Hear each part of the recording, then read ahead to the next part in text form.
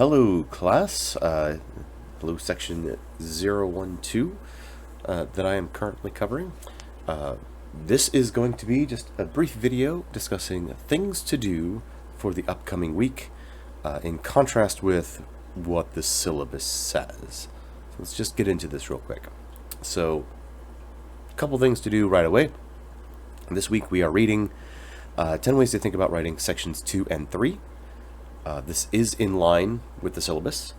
We are going to do discussion 3 on the C1010 Blackboard, which is you giving a specific sort of scene or piece of your literacy narrative and then developing the details around that scene. Practicing just, oh, I want to talk about this. Well, what are all the details to talk about that? Now we're going to do journal 3 in the C1011 Blackboard. We'll look at Blackboard for both of these things in a second. Watch the remaining videos on this playlist and then check back on Thursday for more. So, let me update this real quick. And then by Saturday, what's the third? Sunday, by Sunday, by September 3rd, upload your draft to 2 places. Peer review is being pushed back to next week. As it says very suddenly right here. Peer review is being pushed back to next week. It will be done online. As you will note, there's also no class next week, not because of COVID, but because of conferences. So let me show you where all this is. First, let's hit the syllabus real quick. Okay, so this is this current week that we are on. Narrative, peer review, and revision. We're reading 10 Ways to Think About Writing parts 2 and 3. We're printing a rough draft to bring to class for peer review. Unfortunately, we are not in class this week due to my continued being positive for COVID, along with my continued excessive expectorating and coughing and things like that. So I'm still positive and I'm still spewing particles everywhere, so I'm not going to put you at risk. You will notice next week, conferences and reflection, homework discussion 4, and not meeting in class this week. See conference schedule for our meeting time with I guess me instead of Miss Boyle. So we will still do that. So you will meet with me next week one-on-one to discuss your paper in my office, and I will put directions to that up on a Blackboard announcement for you. At the same time next week, online, you are going to do peer review. We will talk to I'll send out an announcement about what that looks like later or at the beginning of next week. But so I want to use this time then to cover a little more content that we didn't necessarily get time to do. So let me get back to the slideshow real quick. There we go. Okay, so for this week, do discussion. Let me go back. Okay. Switching around here, let's talk about what discussion 3 is. You're going to be thinking about details in your narrative essays. Details are super important. They're basically what Unit 1 is all about. Just making sure you can get good specific levels of detail. Unit 2, we're analyzing and evaluating. And analysis and evaluation don't work if you don't have really good levels of detail. So this level of specificity, this level of really good detail, it's foundational for anything else you're going to do in your writing experiences, not just in this class, but other classes as well. So we could see, think about the things you want to include in your essay, start thinking about what those details are, how you plan on describing them. So that is going to be what discussion 3 is all about. If we go into the lab section, we will find journal 3 is effectively the same thing. It's just more detail practice, but rather than something from your story, I want you to describe a person to me. And this has the same goal as the previous journal. Now the previous journal was the image of the dog with the motorcycle. I've seen that image, I've looked at it a lot, so I know if you're accurately describing it. In this case, I want you to describe a person to me. They can be real, they can be fictional, they can be someone you know, they can be a celebrity. I don't particularly care who the person is, but your goal is to put the image into my head that you have in your own. And I want you to do this in 2 particular parts. So first, this is a good opportunity to engage in some pre-writing. So think about the different kinds of things you might want to say about a person. Physical appearance, maybe different parts of their personality, maybe like body language, the way they hold themselves, maybe inflections in the way they say things. It doesn't have to be like you are looking at a still image in your head, like it was with the dog with the motorcycle. It can be more of a living, moving sort of image of what this person is like. So step one is to figure out what are the different kinds of things you would want to say about a person. Height, weight, skin color, body language, the way they hold themselves, the way they talk, the kinds of things they wear. Just list out a bunch of different things. Whatever you can come up with. You can add this pre-writing into this response if you wish. So if you want to show me the lists you're making, in addition to the description you're going to give me, you can absolutely do that too. And then, once you have that list of things, you write next to that the specific details that you might want to use. So it's like, oh, I should talk about the kinds of clothes somebody wears. And for the specific person I'm thinking about, I want to talk about, their boots, because so-and-so wears really interesting boots. And then, because they're always they're like rain boots. They're very colorful. Something like that.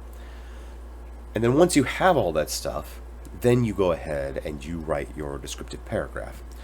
The more you get into this good practice of pre-writing and sort of marshaling your information together and sort of planning things out a little bit, the more successful you will be in the long run. Now, it might be the case that you feel like you can describe somebody to me in 250 words and do it really well without having to do pre-writing. I understand.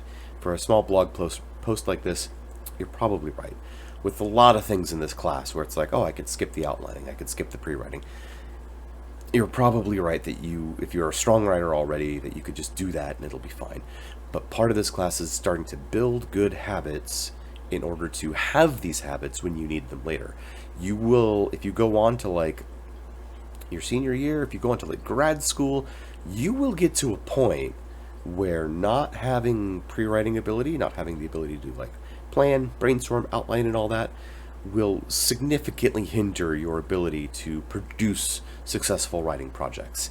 So this is the time to practice and figure out who you are as a writer and what works for you. I highly encourage you, even in this small 250 word long blog post where you're just telling me about a person, whoever you want to, describing them to me to the best of your ability, that you still do this pre-writing step. You still engage with writing stuff down to figure out what it is you want to say before you actually start saying it. And I know this, my journal prompt here explicitly calls that out for you. If we go back to here, week 3, January 22nd through 28th, like it totally is. Do that here as well, because, she's asking you the same kinds of questions. What are the different 5 senses? List them out of this, moment or time in your literacy narrative that you want to tell. Write down details that you remember about the things that you saw, or maybe the way a room smelled, or maybe the way something felt. All 5 senses may not apply to every particular thing that you're going to talk about, but it's still a good list to start if you don't know what else to do. So do some pre-writing in here as well. See if you can produce really good detailed information that might go directly into your essay from this discussion. So those are the 2 pieces of work, small things to turn in. By Sunday, what I would like you to do is to upload your draft, a copy here. This is for me to see, so during conferences next week, we can get that worked out, and that way I can see it and I can give you comments on it on Blackboard, leave those for you, but also in person. Then also, once you've got that uploaded here, upload it to peer review uploads at the same time. So what we're going to do next week, the reason I say check back on Thursday for more is I'm going to set up the conference sign-up link so you can sign up for a conference during my available times. My other classes are not having conferences next week, so some of my time will be eaten up by teaching those other classes. Where'd Blackboard go? There we go. And then you'll meet with me once next week. We will discuss where you're at in your draft one-on-one. And then I will also assign to you, probably Monday, who you're peer reviewing based on who has successfully uploaded a draft. And then you'll have time to work on that throughout the week, and then a deadline, probably Thursday or so, to have responded to your peers. And that way you've got a few days, you've got time to work with your peer feedback.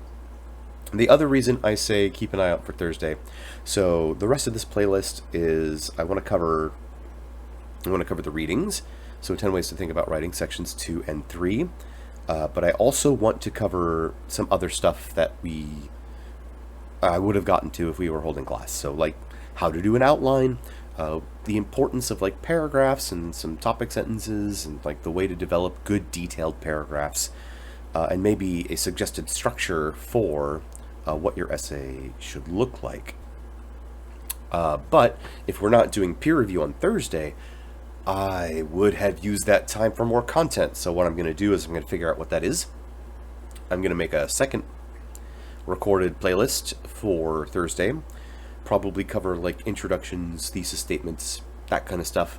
And then hopefully by then you'll have everything you need in order to put this project together. Or probably MLA format as well, I imagine.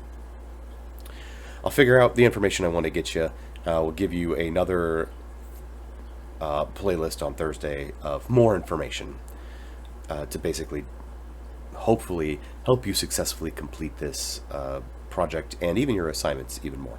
Because the discussion on like paragraphs and details and things like that, or the discussion on details and 10 ways to think about writing section 3, these are very valuable in terms of knowing what I mean when I say I want really good details. Not just what I mean, but what any of your English professors would mean when we say we want really good details. Because, you know, we're all using 10 ways to think about writing Little Green Ball. Well, maybe not all of us, but a vast majority of us do touch on this because it is a good demonstration of what the kind of level of detail we want versus the kind of level of detail that we often get from students. So watch the remaining videos in this playlist. They're going to be 10 ways 2 and 3, outlining some paragraphs and some structure, and then I will put up a little more on Thursday in order to flesh this out. I'll probably just append it to the end of this week's playlist, and I'll send out an announcement when those things are there, just to give you a little more to help motivate getting your draft successfully together to be the best draft that it can be.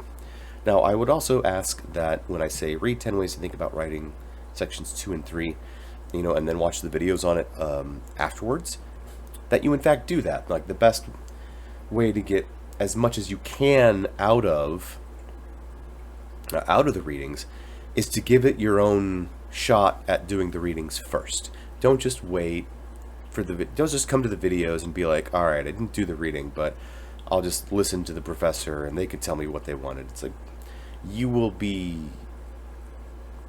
have good practice as a good reader if you approach the readings first. If you try and read them to get your best understanding out of them before coming in and seeing what the discussion would have been like if we were having class this week. Something else to note is if you're reading like academic things that are assigned to you and you feel like a little less confident because maybe there are parts of these readings you don't understand or things aren't clear, just so you know, that's completely normal.